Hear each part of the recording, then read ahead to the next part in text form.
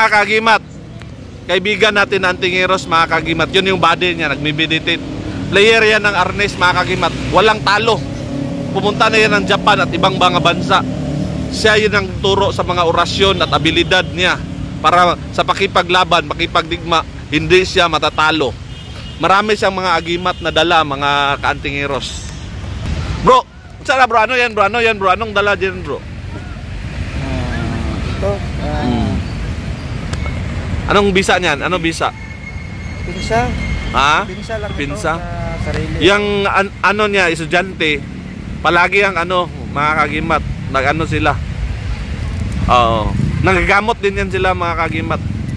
Ano dipinsa na yan bro? Ito sa paglalakbay, pwede rin. Ha? Paglalakbay? Oo. May ano yan, hindi ka tabla ng bala? Meron. All around protection. May orasyon to sa loob. Orasyon. Okay. Pwede pakita bro. Grabe mga kagimat to, puno ng mga orasyon. Na-ritualan na to bro. Ha? Tagal na yan sa Ritual. akin. Tagal na to. Palagi mo itong dala-dala. Isa sa sekreto niya mga kagimat. Ano pa yan bro? Ano pa yan bro?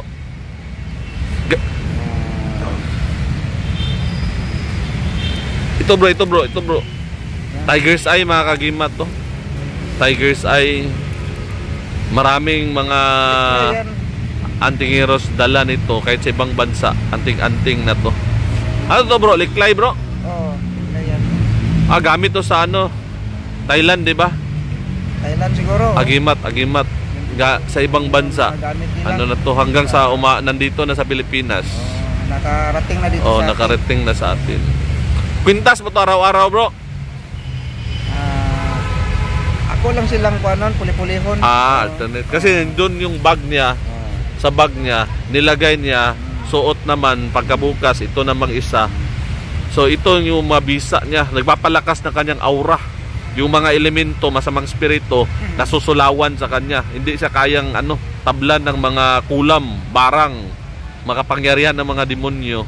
Walang bisa pagdating sa kanya. Ito bro, ano yan bro? Libon yan bro, libon. Fossilized shell mga kagimat. Anong dala nito bro? Yan, dipinsa yan sa sarili pa rin, no? Dipinsa. Kabalat kunat bro, tagaliwas. Tagaliwas ng bala, tagaliwas. Hindi putukan ng baril, di ba? Dala na yan, no? Kumplito Ricardo, na ritualan na to bro. Anong ritual mo ginamit mo nito bro? Ampo lang. Dasal. Sa Diyos Ama. Blinisingan mo, ikaw lang nag-blessing. Ampo lang. Yang estudyante mo bro, na ano mo na yan bro, na pandungan mo na yan, blessingan na. Yan. Maraming beses na. Okay. Kaya pala sa kumbate mga kagimat, physical, hindi siya natatalo. Laban siya ng kahit anong sports mga kagimat.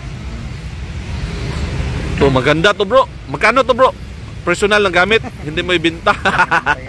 Personal niyang gamit mga kagimat. Kasi yung mga viewers natin, kahit hindi hindi tayo nagbibenta ng gamit, magustuhan nila, bibili yan. Pero unfortunately, hindi binibenta yung gamit gamit niya kasi personal, pinapakita na lang para information sa lahat na merong anting-anting totoo at mabisa. Ano ba yan bro? Ito ang ginagamit ni David sa pagpatay ni Goliath. Naging bronze. Naging bronze? Grabe bro, mabigat bro, mabigat. May mutya yan sa May mutya sa loob? Grabe.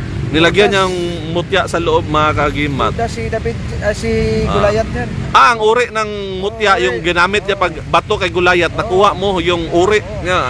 Grabe. Gwapo, pa-testing natin to kay Commander Bantugan bro. Pwede. Basta punta lang siya dito ba? Punta lang siya dito. Baka masira yung baril niya bro. Hindi. Matunaw ang baril niya dyan. Sige, maganda to. Bronze yan. Bronze? Mas maganda. I-shout out doon sa naghahamon sa amin na mga viewers na gusto testing, punta na lang kayo dito. I-testing niya. Kasi malakas ang antas niya Punta lang sila dito. Mataas to na antas. sa Mindanao, maraming hindi tayo nagyayabang. Hindi nagyayabang.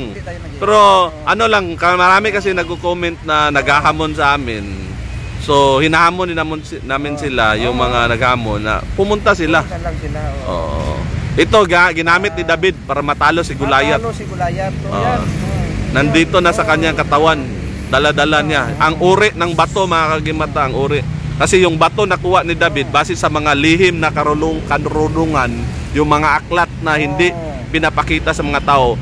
Yung bato na ginamit niya, mutya yun, mga kagimat, may uri ng mutya. So ang uri na yun na hindi din namin sasabihin basta-basta, nakuha, nandyan na sa kanya. Pero binalot yan, lang. Ngayon, may plano ako dito na babalutin ko to ng ng sinturon na nung panyo na may orasyon. Magaling, malakas yan, bro. Hindi. Pag merong kalaban, pwede mo ihambalos, bro. Ito? Kung merong kalaban yung panyo, bro, na ano mo diyan, balot diyan.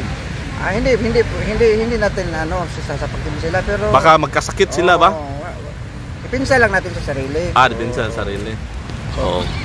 Yan, bro, ano yan, bro? Yung isa. Tiger's Eye pa rin. Tiger's Eye. Ano to, bro? Ammonite, bro? Ammonite.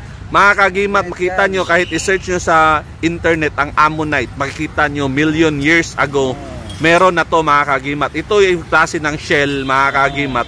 Ang laman nito is parang octopus or yung pusit or octopus. Mga ganyan, may mga gaway-gaway. Pero wala na to, hindi na to na-exist ngayon kasi yung mga species nila nawala na. Panahon pa ng mga Jurassic period, mga kagimat, nag-i-exist ito.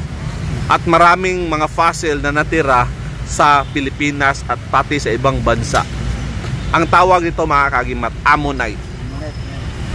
Mabisa ito, mga kagimat, sa kabal at kunat, pakidigma, kasi libon din to, mga kagimat Hindi putukan ng baril, may tagaliwas. Depende na sa karga mong ritual sa kanya, mga kagimat. Kargahan mo lang palagi, aandar na to. Pero kung walang karga, yan yung mahirap. Dapat ang magritual nito yung marunong, yung malakas, yung matindi, para aandar siya, katulad sa ating kaibigan. Mga kagimat, kung gusto niyo yung mga gamit niya, mga kagimat, please like, share, comment, and subscribe to our YouTube channel. Kasama natin si Bro Michael at ako ang iyong kagimat na si Paraon. Marami pong salamat sa inyong panunood.